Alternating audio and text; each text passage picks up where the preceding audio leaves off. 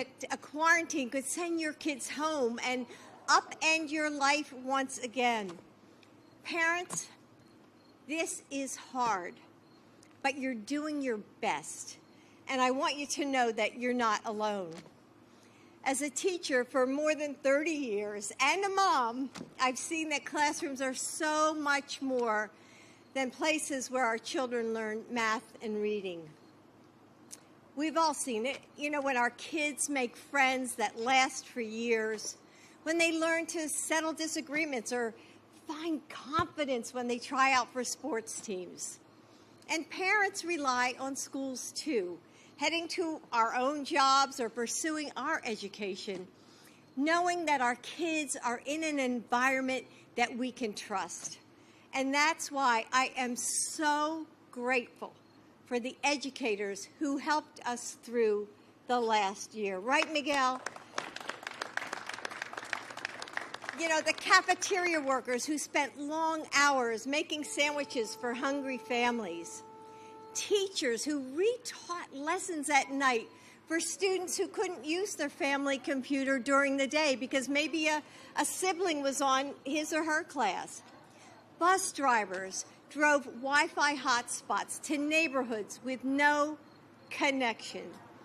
Counselors took call after call from parents in tears, just trying to juggle it all. When families needed help the most, educators answered the call. With all of my heart, thank you for being the heroes that we needed. Today, our administration is making sure that schools like Brooklyn have the resources and the support they need to bring students back to class where they belong. And we are going to partner with you because we can't always know what the future holds, but we do know what we owe our children. We owe them a promise to keep their schools open as safe as possible. We owe them a commitment to follow the science. We owe them unity so that we can fight the virus, not each other. As we move forward, it's going to take all of us, students and families, educators and local leaders, cities and states, coming together to make this school year the best it can be. Joe puts students, their families, the educators at the heart of everything his administration is doing to defeat and recover from this pandemic. And as a teacher myself, I couldn't be more proud to stand beside him.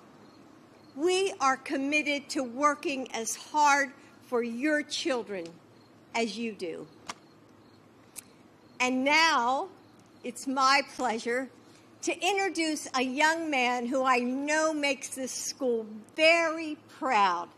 He's a hardworking student and the editor of the student-led newspaper, the Brooklyn Buzz. So please welcome Elijah Poole.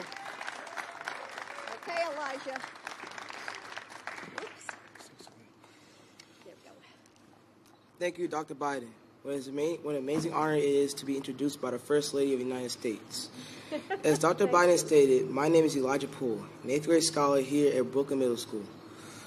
Brooklyn Middle School is an arts integrated school located in District of Columbia Public School System in Washington, D.C. In March of 2019, our lives changed forever. I was thriving academically as a 6th grade scholar, involved in athletics and after-school activities.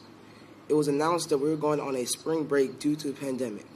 What kid would not be excited to go on a early spring break? What was supposed to be 1 week turned into 18 months of virtual learning. I'm not going to lie, that was really hard.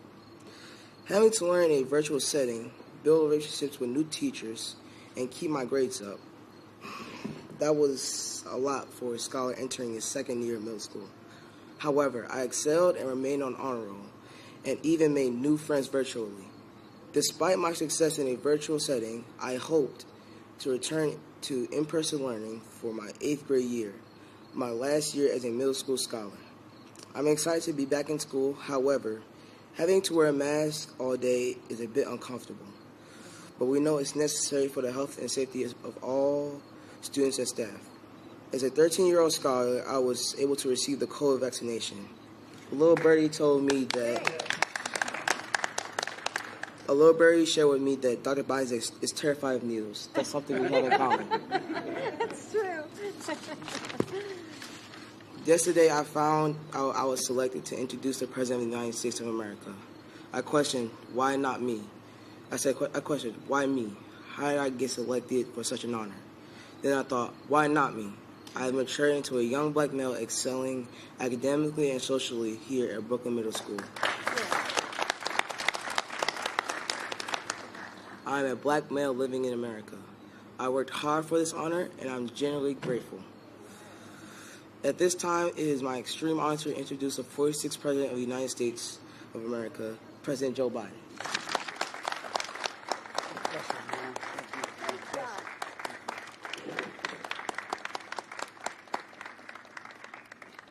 What an impressive young man. Yeah. You know, when I was your age, you're going to sit down, baby? You're going to stay? Oh, yeah, we're going to sit down at the back. No, you don't have to.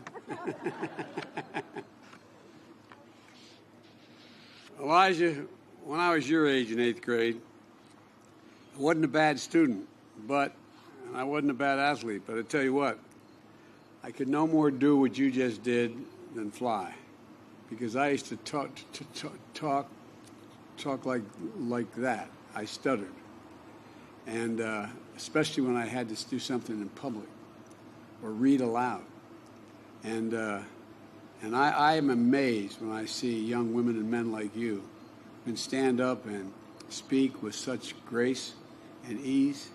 It's really impressive. Really, really impressive.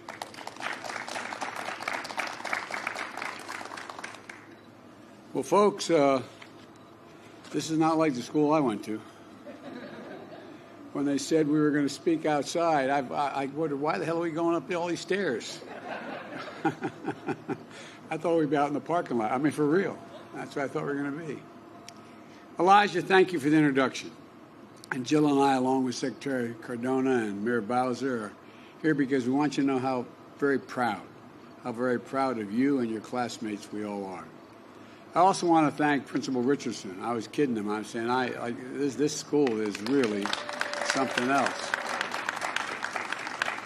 And the way we talked about the interphasing of all the students and the social education that's taking place and how things are changing. And Chancellor Farabee, I told you, I think that's maybe the harder job than about anything I can think of. But thank you. You're doing a heck of a job. We know the start of a school year is an excellent time to mix anticipation and nervousness. And the pandemic adds to that mix of emotions. And I think about all the parents I've talked to since the start of this pandemic, worried about the loss of learning that their child, the missed opportunities their child is having because so many of them had to stay at home, all had to stay at home. But so many of them didn't have access to the internet, didn't have access to, they didn't have the equipment, worried about whether or not the school lunch program was going to still be available. So much anxiety. And it's not just academics. It's the friendship and the socialization that may be equally as consequential. You know, it's access to critical services like meals, school counseling, that helps the students stay physically and mentally alert. But I want folks to know that we're going to be okay. We're going to be okay. We know what it takes to keep our children safe and our schools open. And we have the tools to do it. Last night I laid out a plan for the fall to beat this pandemic.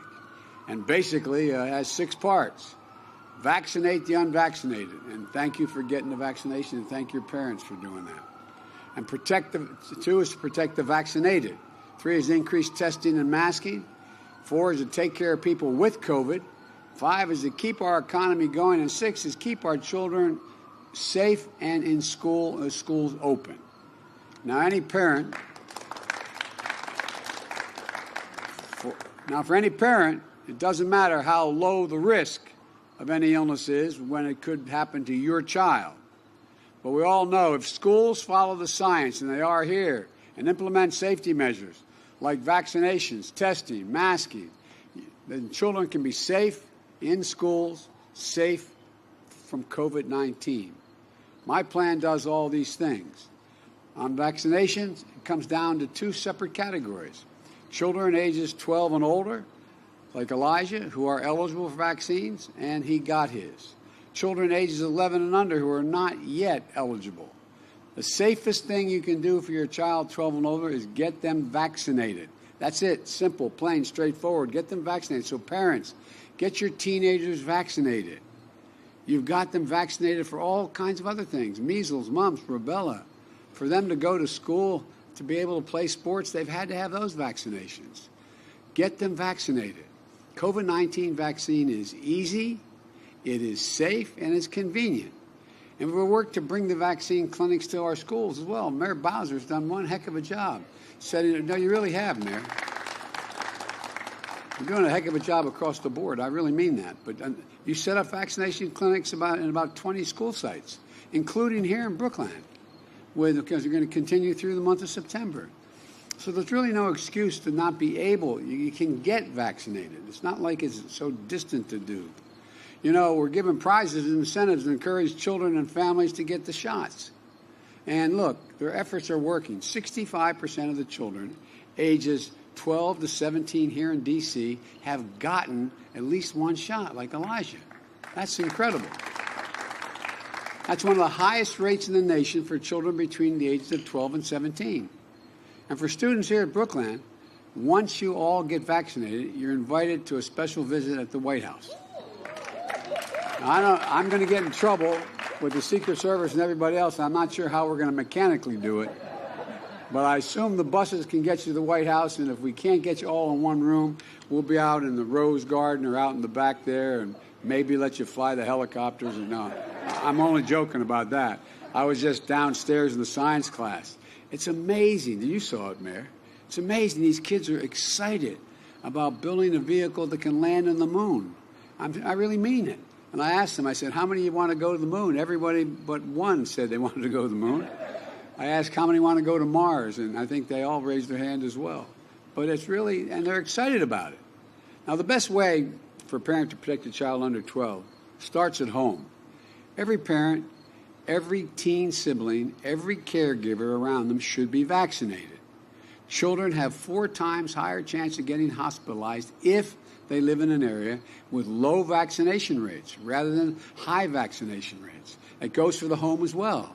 There's a high vaccination rate in the home, which significantly diminishes the possibilities. Now, if you're a parent of a young child, you're wondering when will the vaccine be available for them? I strongly support independent scientific review of vaccine usage for children under 12.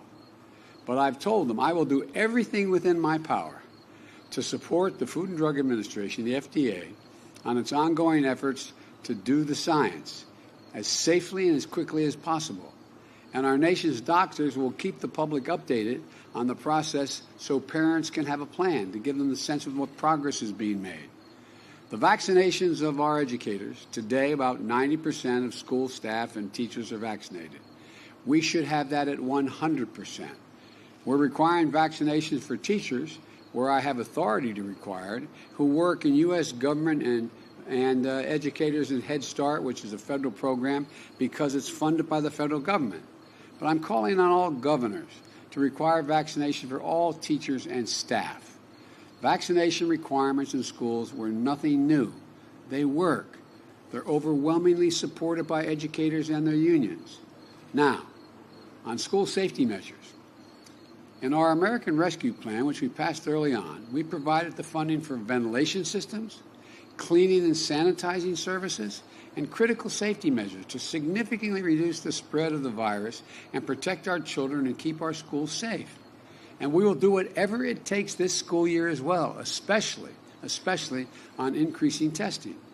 We provided funding through the American Rescue Plan to implement testing in schools for teachers, staffs, and students, and that includes bus drivers as well. I want all schools setting up regular testing programs to make sure we detect and isolate cases before they can spread. I will mobilize American industry to produce nearly 300 million more rapid COVID-19 tests for distribution all around the country, including to schools that need them. You know, I'm going to use what we call the Defense Production Act that allows me to ensure that what we need made, we can ask the private enterprise to make them because they're of national interest. When they're going to make these tests as quickly as possible, I'm going to use the Defense Production Act. My plan will also expand free testing that you can get at 10,000 pharmacies around the country. Walmart, Amazon, and Kroger's will sell at-home rapid tests at cost, which means it will cost, they're going to charge no more than it costs them to buy the test from the manufacturer. And that'll be the same way for the next 3 months. That's a discount of about 35%. About 35%. And this is important for everyone, particularly for a parent of a child not old enough to be vaccinated. You'll be able to test your child at home and to test those around them as well. And on masking, we know masks work. They are uncomfortable sometimes, and they get tired of wearing them. I understand. I really do. And I wear them in the White House. Under the CDC guidelines, every person in a school, teachers, staff, students, should be masked while indoors. To all the school officials trying to do the right thing by our children, I will always be on your side, no matter how much heat you're getting from outside. And let me close with this. I've often said that our children are the kite strings. They're all our children, not just our children, everybody's children. They're the kite strings that lift our national ambitions aloft. That's not hyperbole. That's a fact. We owe it to them to do everything we can to keep them safe in school, dreaming, learning, thriving, socializing, becoming good citizens. It means following the science, wearing a mask, getting tested, getting vaccinated. It means working together and looking out for each other, like they teach you in school. We can look out for each other. We can do this. I think you're going to have a great school year. I can see the enthusiasm, and if you just walk in the classrooms, there's real enthusiasm. I'm sure there were some classrooms I was in through school where anybody walked in and be, oh, here you go. Nah. But you've been really great. You really have. And Principal, you've done a great job here. You really have. And I think I hope everybody gets to see this. I wish I could take the whole nation around every one of these classrooms and see what's going on, because it's such a great example. So again, thank you. Have a great school year. And Elijah, I'm going to find out if I can find out when your football games are. I may want to try to figure out without 10,000 Secret Service agents to come and see you play a little bit. Okay? Thank you very much, everybody. Thank you.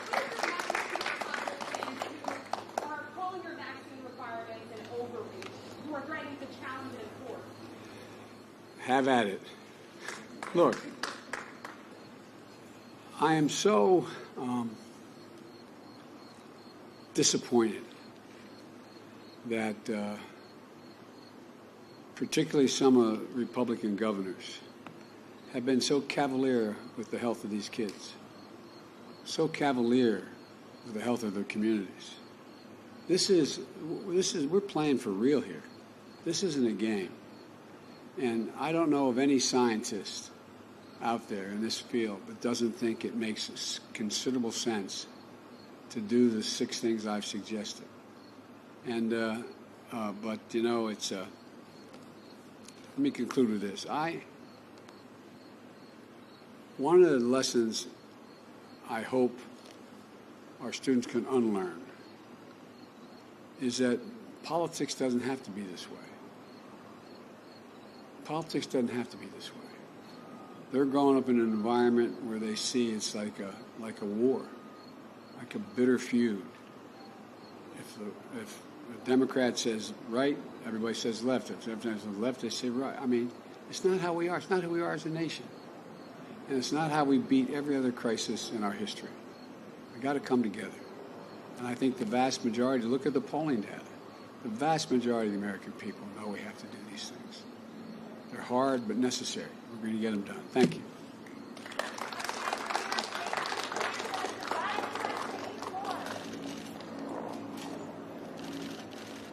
and we're gonna go out the same way we came. Let's go, guys. This way, please. Thank you. Right down the stairs.